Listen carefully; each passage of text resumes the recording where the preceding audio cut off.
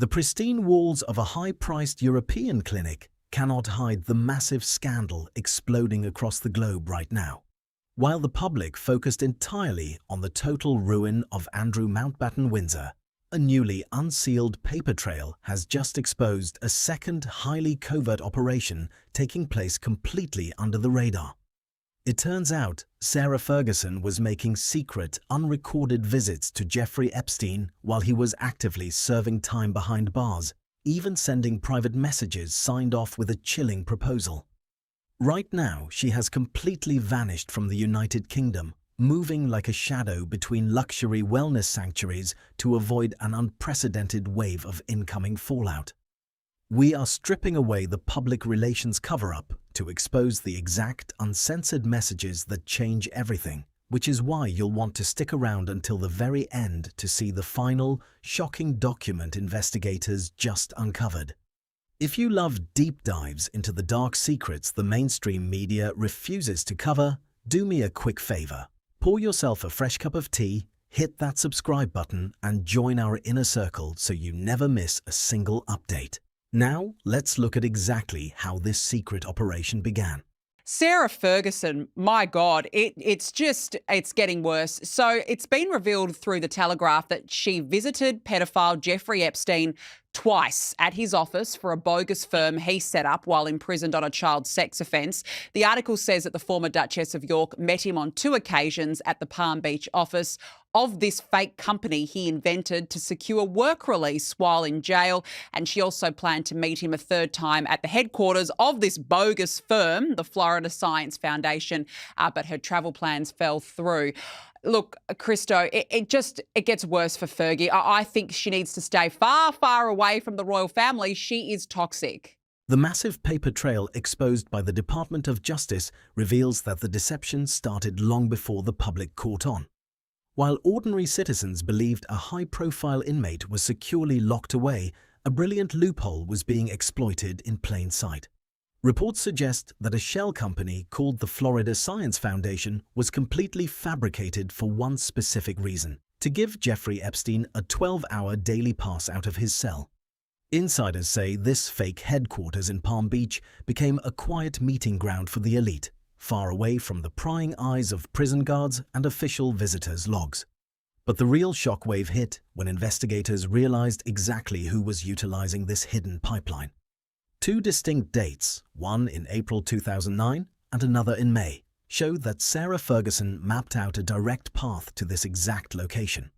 According to sources, she did not just show up. Her arrivals were carefully timed to coincide with a highly private layout. She allegedly utilized his personal driver to bypass standard security protocols entirely, ensuring no official record would flag her presence. This was not a casual crossing of paths. It was a planned operational meeting that required absolute precision, taking place while Andrew Mountbatten Windsor remained completely in the dark. Yet, keeping the physical visits quiet was only half the battle. What truly baffled investigators was how she managed to coordinate these arrivals without triggering immediate alarms. The answer lay in a series of highly private electronic communications, and the specific words she used next would leave the entire legal system stunned. Yeah, I mean, it certainly looked like a difficult time for her. She seemed to be going through some sort of financial troubles, but she really was reaching out to Epstein whilst he was in prison to try and get one of her ventures off the ground. Epstein had been in jail for about 9 months by this point in April 2009, and she contacted him saying, I happen to be in Palm Beach, I'd love to pop by for a cup of tea. Actually, Epstein was supposed to be in jail, but he'd been given a very generous plea deal at this point when he was first. It was a lower judgment than it should have been, some argue. The electronic trail left behind in these unsealed files contains statements so raw they completely shatter decades of public relations damage control. On April 4, 2009, an email flashed across Jeffrey Epstein's private inbox that changed everything. It came directly from Sarah Ferguson, announcing she was landing in Palm Beach in just a couple of hours. She asked if there was any chance on her quick layover that she could get to have a quick cup of tea, signing off the message with a highly familiar nickname, Love Sarah the Redhead. Legal experts reviewing the files notes that this was not a distant acquaintance reaching out.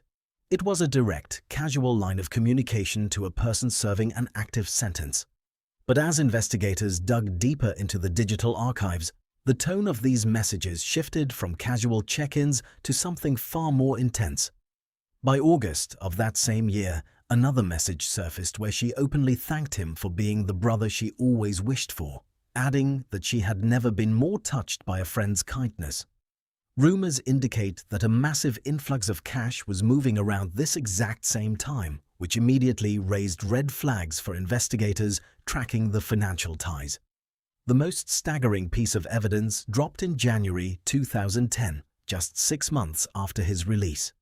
Sarah Ferguson sent a message that read, "You are a legend. I really don't have the words to describe, my love. Gratitude for your generosity and kindness. I am at your service. Just marry me." This was no longer just about a cup of tea. It looked like total loyalty. Yet, while Sarah Ferguson was sending these intense messages, her personal life back home was already beginning to fracture. This secret alliance was about to collide directly with the royal household, triggering a chain reaction that would tear her world apart. The fallout from these leaked messages instantly triggered a total collapse of the fragile truce inside the royal household. For decades, Sarah Ferguson and Andrew Mountbatten Windsor managed to maintain the title of the world's happiest divorced couple, sharing a home and shielding each other from public scrutiny. But reports suggest that the moment these specific files entered the public domain, that decades-long alliance completely shattered. The revelation that she was communicating with the financier while he was serving time behind bars was a line that simply could not be crossed. Insiders say that Andrew Mountbatten Windsor was left completely exposed by this sudden shift in the narrative. His own catastrophic fall from grace had already resulted in the loss of his official military affiliations and public patronage work, leaving him entirely dependent on the remaining support of his immediate family. According to sources, this new wave of evidence effectively destroyed any remaining leverage the couple had to protect their standing or their residence. The pressure mounting within the estate quickly became completely unsustainable. It is claimed that a series of fierce debates took place regarding the public representation of the family brand, with key advisors demanding a total separation of interests. Sarah Ferguson realized that staying to fight a losing battle would only guarantee her total financial ruin. She had to make a choice, and she had to make it fast. Rumors indicate that she packed her belongings and quietly departed the shared estate, leaving her ex-husband to face the mounting scrutiny entirely on his own. But packing a suitcase was only the first step. To truly survive this wave of public outrage, she had to vanish from the country entirely, initiating a high-stakes vanishing act that is currently playing out across the globe. Sarah Ferguson is officially running out of places to hide, as her luxury, off-grid existence turns into a desperate race against global scrutiny. After abruptly packing her bags and leaving her longtime base at Royal Lodge, she has effectively transitioned into a high-priced nomad lifestyle, completely detached from her old routine. Reports suggest she has been spotted bouncing between elite wellness sanctuaries and ultra-exclusive hotels across Europe, desperate to keep her head down while the media storm rages back home. One specific stop included a month-long stay at a highly secretive clinic in Zurich, Switzerland, costing an astronomical £13,000 a day. But paying for absolute privacy at a medical retreat is a luxury that cannot last forever, especially when your financial foundation is crumbling. Insiders say this constant movement is a calculated strategy to keep the public guessing about her permanent whereabouts. Her family network is also shifting beneath her feet. Rumors indicate that her daughter, Princess Eugenie, has established a quiet base of operations in Portugal, leading many to believe that Sarah might attempt to establish a permanent refuge there. Yet, sources claim that the local attention in Portugal is already proving too intense for comfort, leaving her trapped in a state of constant transit. She knows that returning to the United Kingdom is practically impossible right now, as public anger reaches an all-time high.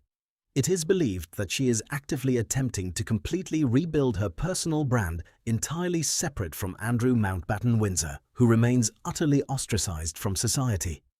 But a simple rebranding strategy cannot erase a documented paper trail. As investigators piece together the final fragments of these unsealed files, the true cost of her historical associations is finally coming due, leading to an ultimate penalty that no amount of money can prevent. The ultimate penalty for these documented historical associations is proving to be absolute.